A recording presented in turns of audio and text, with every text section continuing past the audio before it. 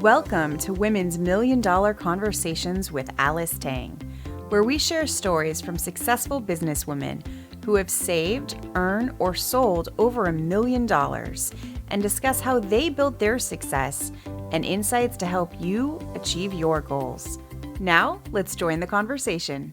Hi, everyone. I'm Alice Tang. I am the host of Women's $1 Million Conversation. Today, I have the honor to have an international guest who crossed the border and residing in Canada, Michele Hecken. Michele is famous for a lot of things, but what she's famous for is offboarding herself, selling her business at a price that she said she wants, not negotiable. And she will be sharing some of the tips later on as we go through the questions. I'm going to ask Michele to introduce herself. Tell us a little bit about you. Now that you sold your business, what you're doing, and how long did you run the business, and all these good things that our audience are interested in. First of all, thank you for having me as a guest on your show. It's dear to my heart to support women in creating wealth and creating the lives that they truly want. And it's just a great pleasure for me to be here and talk about it. So thank you for having me. My background. Okay, so I'm a serial entrepreneur. I ran several companies. The biggest one that you just referred to was a global language translation firm. And we worked with clients all over the world. We had translators and project managers all over the world. I ran it for 25 years. And I sold my company in 2019 for an all-cash deal to a public competitor, and I was able to walk away. The whole deal took 3 months. As you said, I set the price that I wanted. There was no earnout, and it was a glorious experience to have done that after 25 years of running the company and building the company. My superpower is related. So what I do now is related to what I used to do. When I sold, I started writing my book, which will be called The Art of Offboarding, How to Have Your Business Run Without You. And what I realized is that's exactly what I was great at. I built the business, and probably the last 15 to 20 years, I maybe worked 4 to 10 hours in it. So I ran my business. It didn't run me, while it continued to grow.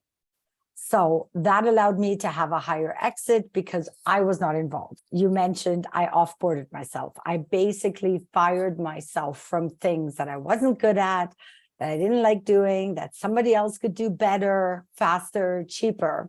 So I could focus on really building the company, creating the strategy.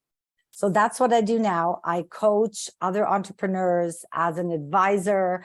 My mission is to help 10 million entrepreneurs and entrepreneurial women, or any woman, but really 10 million entrepreneurs build a better life and a better business without being burnt out and overwhelmed. Very beautifully said, Michele. Love it. First question for you. What's the value for money for you, since we are talking about our guest who has either saved, earned, or made $1 million? That's a great question, Alice. First of all, for me, the value of money is freedom. Full stop. The value of money for me is freedom. What does that mean? A lot of us are afraid of money. And I will admit that I was afraid of money. I always wanted money. But then we grow up in a society and in an environment where wanting money is somehow a bad thing, right? It's just you're greedy or you're show-offy, or why are you chasing money? Why do you want money? And I think when we look at money and think about value, as you just asked, what is that value? Not just what can it buy us, but when we think about money, it comes to us as a consequence of us providing value. When we're chasing money and expecting somehow for it to come to us without giving value first, and we make the focus the money, we will always be chasing money. When we think about value, what value can I provide to other entrepreneurs, to other women, to other people? What do I have to offer? What gift do I have to give to make other people's lives better? What value? Then the money follows. So money equals freedom. The value is freedom for me, but the value is me giving of myself and what I know to others, which then money flows back into my direction, because we always want to equal out value. And if we look at money that way, it just becomes less of a chase and more of an attraction, if that makes sense. Don't chase. It will come to you as long as value and you provide value. You reminded me of give and take. Never say take and give is awkward. Yes. I love that you said that. We don't say take and give. It's really odd. It's using my left hand to hold chopsticks. And I'm right-handed. It doesn't work. It's like sitting in a cold room in front of a fireplace that is not lit. You have so much wisdom. I have goosebumps 3 times as we just talk about money. In your journey to your first $1 million of revenue, I'm sure the audience wants to know, what are some of the bias that you run into and you successfully overcome? Name one. That's a great question. I think the first one for me, and probably for many other entrepreneurs, I had to give myself permission. So that's not something we typically hear, right? When you ask me, it's okay, how did it feel? What did you do? And how did you get there? Before I could even get to that, I needed to be clear that I deserved to have that $1 million, that I had to give myself permission, because I grew up, as many of us have, in an environment where $1 million is like a dream, and people look at you like you're crazy. You're going to make $1 million? Sure. What are you going to do? Win the lottery? Like when we talk to people, our families, our friends, and that's certainly how I grew up. $1 million was like this crazy big thing, right? And giving myself permission to say, no, that's not unattainable for me, because my entire environment was saying, that's not attainable. Talk to a random person, an acquaintance, a friend, and say, I'm going to make $1 million this year. They're going to look at you like, what? So there's work that we have to do first. So the biggest thing for me was to give myself permission and to acknowledge that it is absolutely not just possible, but that I will make that $1 million.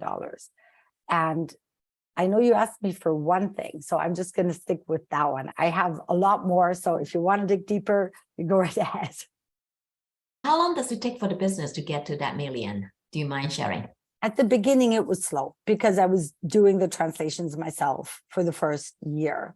Then I offboarded myself from translating and proofreading and became the chief revenue officer, where I was now bringing in translation projects so the team that I had built could work on them.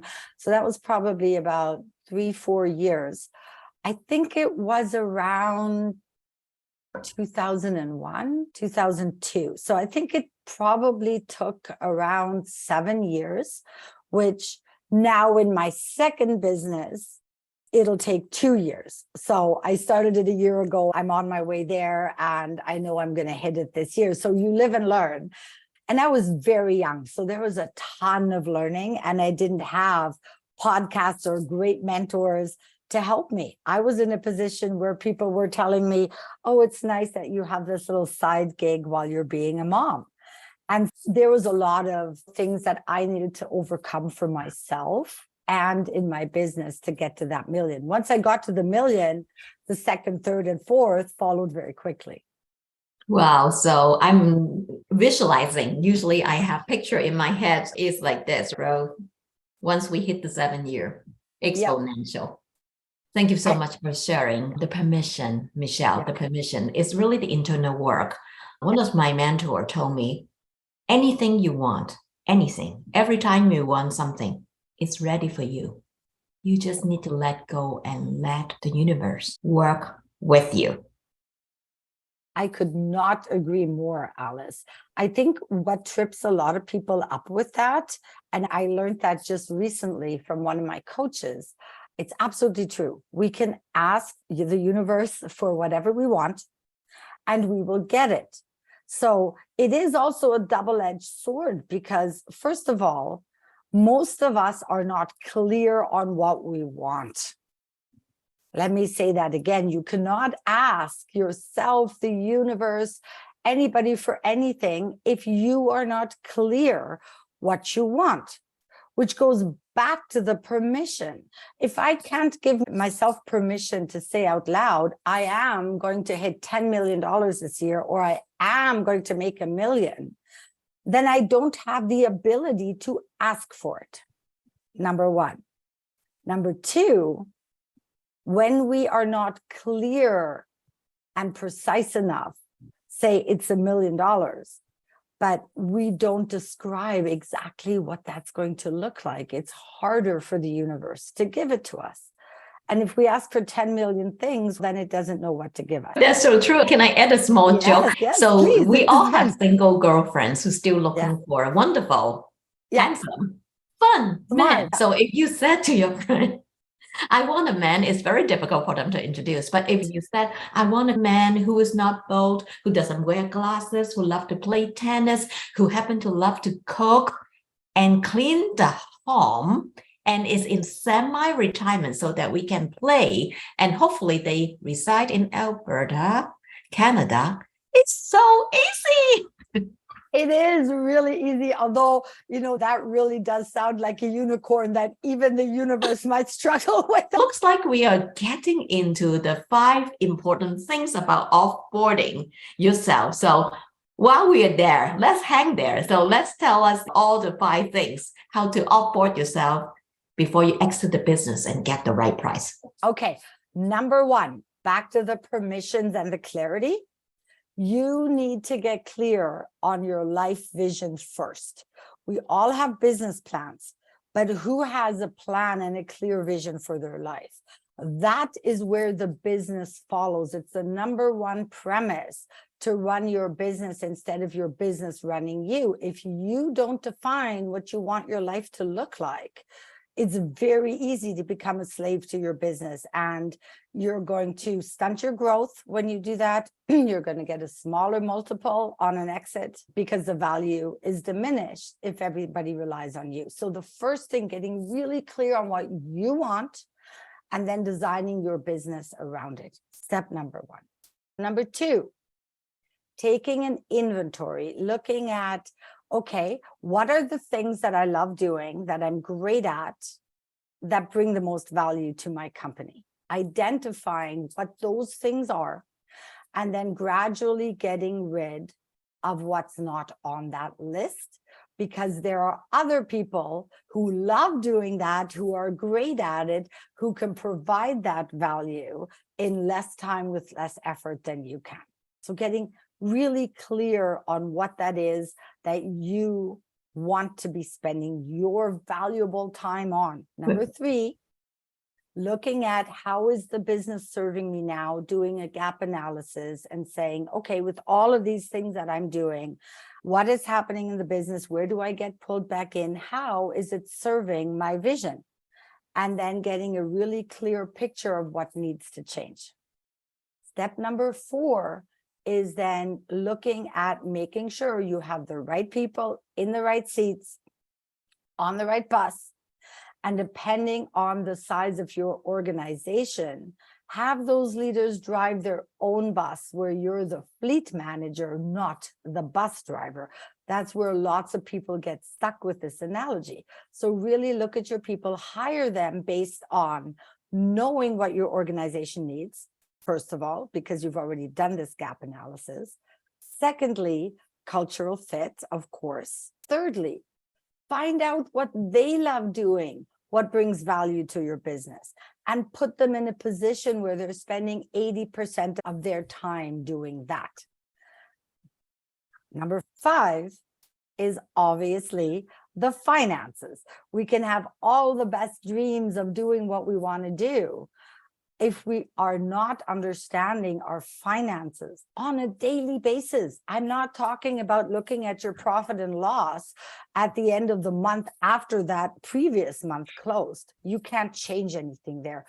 Being on top of your numbers, being on top of cash, understanding which line item in your income statement corresponds to what action, what is driving revenue, what is killing your profit, being really clear on that. And those would be the 5 things that get you offboarded in order to build an organization that when you exit already runs without you, so you can enjoy the freedom before you ever sell the company.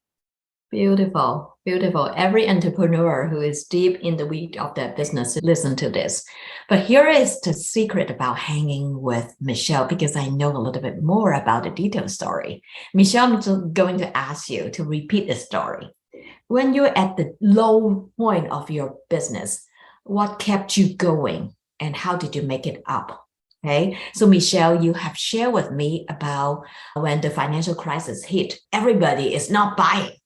There's no retainer, but you were so on top of how the income is coming from the financial. So you were able to turn the ship around and continue to afloat. So you get to the exponential dollar amount that you got cash for. So can you share that story one more time with our audience? Thank you for reminding me of the story. It relates directly to the 5th point that I made just a minute ago. And it's so important. So 2007, 2008, we had a global translation firm.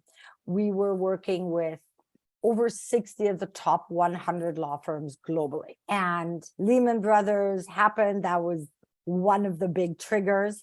We were translating cross-border financial deals. And all of those deals dried up pretty much overnight. While we didn't lose clients, the clients pivoted to more domestic business because those international deals weren't getting done. Banks weren't financing, investors weren't investing, everything came to a grinding halt. And we were just close to 2 million, if I remember correctly. And what happened is we lost $1 million in revenue in 6 months. And so we had to lay off people. And at some point, I was meeting with my accountant, with my COO, and I honestly thought we weren't going to make it because it was so tight. And luckily I had an amazing team that stood by me and said, whatever it takes, if we got to all go work from home, we're all going to go work from home. We are going to make this. And the first exercise that we did, I said, let's look at the numbers. And we went really with the fine-tooth comb, line by line. That's what I'm talking about. Know which line item drives your revenue, which line item drives your profit and your expenses. So we discovered that in providing translations, many translations are very urgent. And there are deadlines and filing deadlines. And when translations are urgent, typically translation companies charge a premium. Why? Their translators have to work overnight or whatever it is. It's a lot more work. And we realized we were charging a certain amount. And when we looked at the numbers, we realized that after compensating our teams for their extra effort, that went straight to the bottom line. And so we said, what if, obviously the first thing in crisis, what do you ask? What if we raise our prices? It wasn't an option because everybody was in the same crises. But we raised our express charges significantly because we knew that would get us over the hump. And you know what? It saved our business. Many things saved our business, but it was a really big pivotal part of having the cash to be able to survive, to be able to not have to lay more people off. And knowing your numbers can really transform your business in ways that you don't imagine. Beautiful, Michele. If I might add a small detail, knowing your numbers to the T of where money is coming from and how money is going out is going to make a huge difference, especially in those crunch time. Absolutely. And I was so fortunate. My team stood by me. And not just my team, our translators stood by us, our clients stood by us. And again, overcoming that fear of saying, I need your help. Here's what's going on. And we were able to negotiate different contracts or different payment terms with our translators in a way where they weren't suffering, and we could compensate their cash flow. So they still got paid in the same rhythm, but we put a little pause in, and that allowed us to have a longer leeway from when the money came in to where it had to go out. So it just changed our cash flow. My point is, talk to people. Don't try and solve all of your problems by yourself, because there are always people who are willing to work with you if you're honest, if you're vulnerable, and you ask for help. And I know that's hard for a lot of women to do because we are doers, and hard for a lot of entrepreneurs to do as well. Yeah, sometimes it's hard to say I can do it for many of us women. However, the community is there to stand by you, whether they are in your team, like Michele, very happy and wonderful to have a team, and even people who are service provider by yourself. Yeah. Your community is going to support you. Be honest. I think vulnerability really connects people. When you say house business, everything is good, I don't need to help you. Yeah. And when we think of that sentence, it really is just a different form of saying hello. It means nothing, right? We're not connecting. But if we can say, business was doing really great, and now some stuff happened, and I'm in a bit of deep water here. Have you ever been in that position? Do you have any experience that you can share? Now you're having a conversation. That's right. So great. So we're almost winding down the last question. 2 more questions. What is one piece of very good advice that made a huge impact to you? Wow, there's a lot. I think the biggest one is do it your way. And by that, I don't mean don't get advice, get opinion. And remember that everybody else who is giving you advice and opinions, which are valuable, can only see this much of your business. You can see the whole picture. So take that advice and have the courage and believe in yourself enough to know that you know what's right for you and your business. Not just your business, remember your personal vision, but do it your way. Don't be afraid to say, oh, everybody's been doing it this way, so that's how it needs to be done. What I love doing is shifting paradigms. So shifting the paradigm of what they say we should do. Rely on yourself, because take in all the advice, learn, grow all the time. All the time. I'm not saying sit back and sit down, I've got this all figured out, because nobody has. But trust in yourself that you know you are smarter, more resilient than you actually know you are. So that would be my big advice. Beautiful. You are smarter and more resilient than you are. Last question, Michele, what are you grateful for? I am grateful that I get to do what I'm doing. It brings me so much joy to work with entrepreneurs and see them creating the lives of their dreams. I love being able to see when their businesses make more money through offboarding themselves and taking away that bottleneck.